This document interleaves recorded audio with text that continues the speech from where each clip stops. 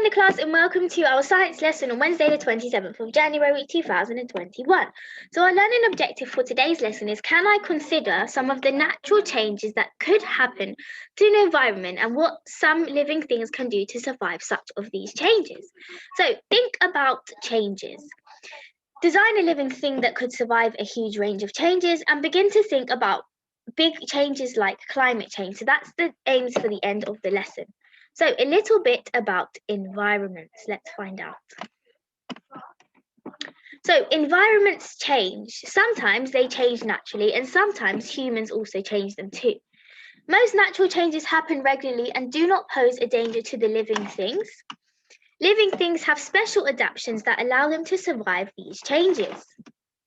Think about some living things and what they have to do to cope with the winter. And think of some of the changes to an environment that will happen naturally.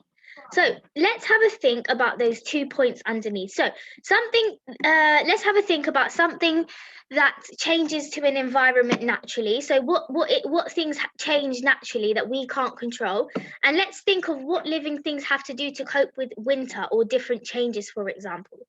So if you've had a think, I'm going to reveal some. So something which happens naturally is seasons. Seasons change. So in England, we have 4 seasons. We have spring, summer, autumn, and winter. Those are our 4 seasons.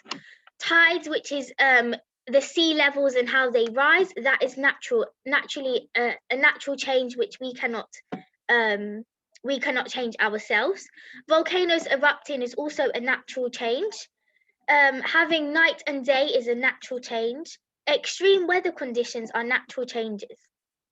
So those are the things which are natural changes to our environment that obviously we have to cope with, as well as other living things.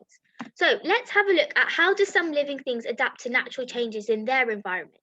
So I want you to choose the correct answers in each of the scenarios that follow. Obviously, you could shout it out at the screen.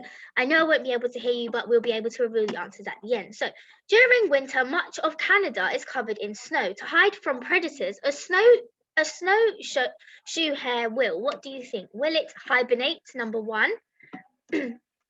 Or number 2, will it change from having brown fur to white fur? What do you think?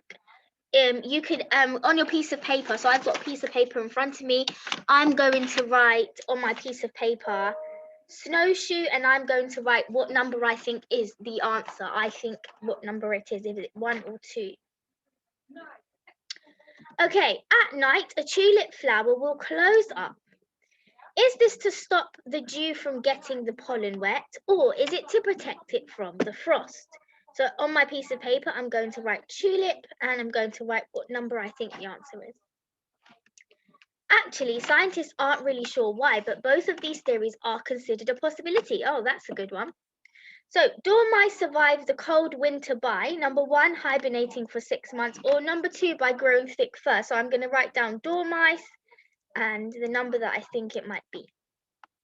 So to cope with less available food during winter, a squirrel will, number 1, fatten up over summer so it doesn't need to eat, or spend the summer and autumn storing food for the winter months.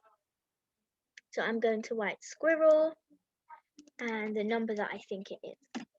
So let's find out the answers. So the answer to number 1 about the snowshoe was 2. So if you put down 2, you are correct. The answer to the tulip question was actually 1 and 2, because there's a theory that shows that both of these are possibilities as to why the tulip closes. A dormouse, the answer to the dormouse one was 1. So hibernating for 6 months is something that they do. And the answer to squirrels and what they do during the winter is they spend the summer and autumn storing the food for the winter. So you often see during the summer and winter, squirrels are often in the ground and digging up the ground, and that's where they're storing their food for the winter. So there we have some of the answers. So here are your 3 tasks for today's lesson. So the first thing is to design a living thing that could be a plant or an animal that could survive all the natural environment changes listed in the introduction. So basically what that's asking you to do is use your imagination to design any any plant or any animal that you could make up that could survive all the natural environment changes listed in the introduction. If I was you, I might actually decide to just maybe choose two of those things in the introduction. So if we go back to the beginning, where we looked at environmental changes. So we've got seasons, we've got tides, we've got volcanoes erupting, we have night and day, and we have extreme weather. Maybe you could choose two or three of those things and design a plant or an animal that can survive those environmental changes. So you might have to take a bit from each. If you're designing an animal, you might need to take an animal that can adapt to spring, summer, autumn, and winter, and an animal that can also maybe swim because it might need to adapt to the tides in the water, and you might also need to have an animal features of an animal that can survive in the night and in the day. So have a think of how you do that, and then you will be able to design it. I'm not really sure if you could design an animal or a plant that survives when a volcano erupts, so I would actually leave that part out. Okay. Task number 2 is label the parts that will help them to survive. For example, pockets to store food when their food source is scarce. So basically label your animal and explain how that part would help them to survive. And task number 3 is to research the phrase climate change. What does it mean? Who or what will it affect? And ask a grown up at home. Read some information, books, search on the internet to find out. So that's going to be an exciting one, a bit of research for you to find out. There is so much out there, even on BBC. All about climate change, and maybe you could write some information down, or you could create a video on the information that you found. So that's all for today's lesson, and I will see you in the next lesson. Bye everyone.